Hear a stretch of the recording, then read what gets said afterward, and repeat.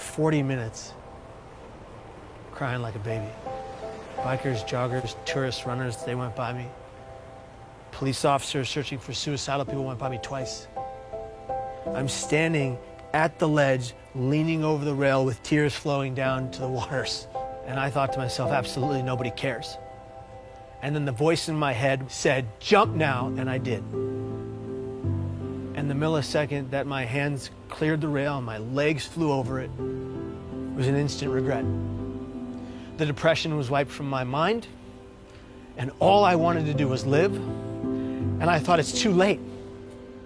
Kevin Hines was 19 when he jumped off the Golden Gate Bridge. He is one of the many incredible people that I've been grateful to meet over the past 3 weeks as I aim to further understand the complexities surrounding suicide. And I know I've made mistakes. I know I've let people down. But what happens when you're given an opportunity to help make a difference in the world? The backlash against the social media star. Very popular guy called Logan Paul is in some hot water. He's a complete and utter insensitive idiot. Taking a break from daily vlogging. Even he says his latest content was his biggest mistake. I want to apologize to the victim and his family. It's time to learn from the past as they get better and grow as a human being.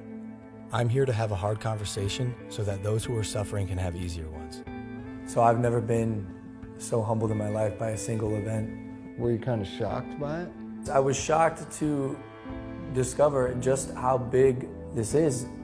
You've never known anybody that killed themselves? No one. And that was part of the problem. It's just my ignorance on the subject. But in Ohio, where you come from, it's the second leading cause of death.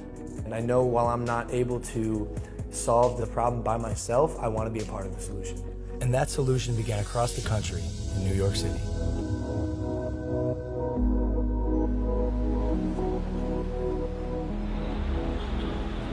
We sat down with Dr. John Draper, director of the National Suicide Prevention Lifeline.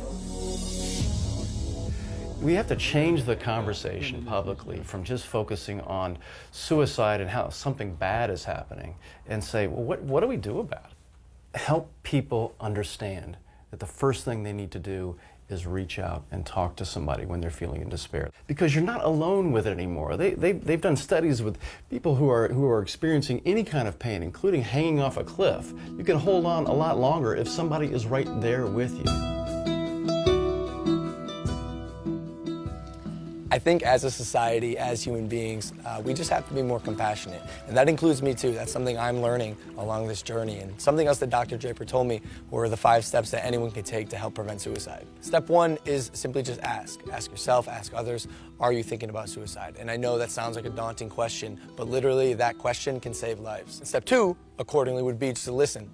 Be present. Don't make any judgments. And then step 3 would be there for them, even after you've already asked, because dependability is key. Step 4 is then help them connect, whether it's with a friend, a family member, a local suicide hotline, therapist, but help them reach out to someone so they don't have to deal with this alone. Lastly, step 5 is just check in on them, show them that you care. Call them up, say, hey, I want to make sure you're okay. Can I check in with you over the next few days?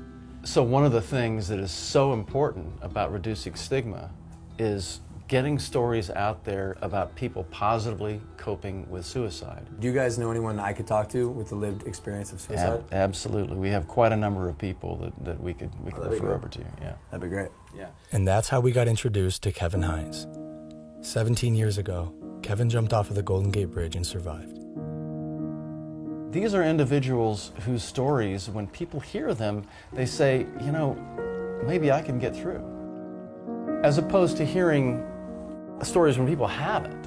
And those are, unfortunately, those are the stories that we've heard before. Now we're hearing more and more stories of people being more open about it. As I was saying before, Logan, for every one person that dies by suicide, there's 287 other people that think seriously about it but don't. Those are stories, again, that have not been told. If we told those stories of people who got through it as opposed to one who didn't, imagine what kind of influence that would have on people's behavior. When I found out that 1 in 6 high school kids seriously think about suicide, that's stunning. Yeah. This is such a common problem. Logan, all I wanted was for one person to look me in my eyes and say, hey, kid, are you okay? I am so grateful to be alive. And I'm grateful today for every millisecond I get to breathe. Because it was almost all ripped from me by me. What's one thing you would have said to your younger self To the Kevin who was 19, sitting on the bus, if you were next to you, and instead of the guy who pointed and laughed, what would you say? I would just put my hand on the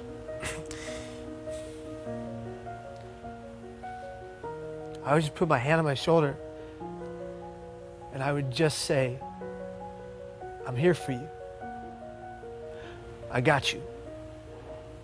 We need to be a society that comes together for every person in the community that's going through hell. And in order to do that, every person that's going through hell, whatever hell, has to be honest about their pain.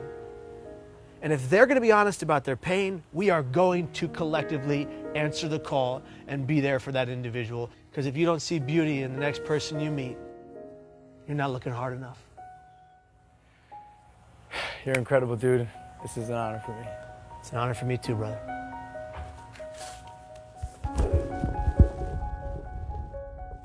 From this point on, I want to make an effort to contribute and immerse myself in the conversation, so I'm pledging to donate $1 million to various suicide prevention organizations, with the first $250,000 going immediately to the National Suicide Prevention Lifeline so they can increase their capacity to help those in need.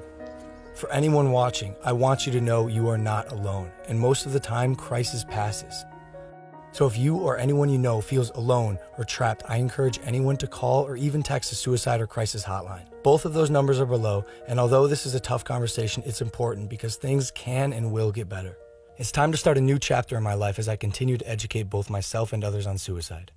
I'm humbled and thankful to say, this is just the beginning.